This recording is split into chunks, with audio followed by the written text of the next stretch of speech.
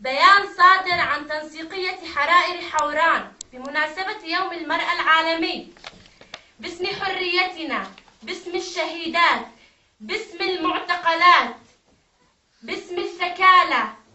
نحن حرائر حوران نوجه نداءنا للعالم أجمع.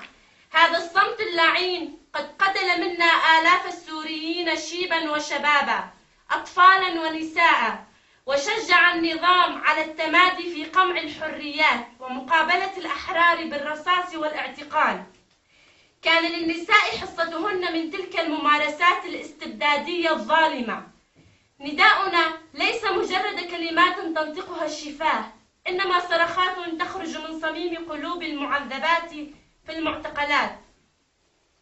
نطالب كل فرد وكل مؤسسة وكل منظمة حقوقية بالوقوف مع الشعب السوري الأعزل ضد ذلك الطاغية المستبد، ومساندتنا في مطالبنا المحقة في الحرية والكرامة. إن نوم الشعوب ذل وصمتها خيانة، فإلى متى ستبقى مصالحكم فوق دم الشعوب وحقها في العيش الحر الكريم؟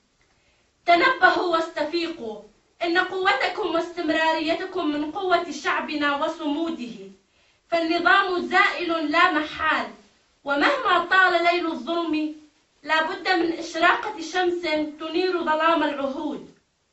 يا نساء العالم تقدمنا، فكل جيل حر هو ثمرة حرائر صامدات. عشتم وعاش الوطن حر مستقل. عاش عاش عاش.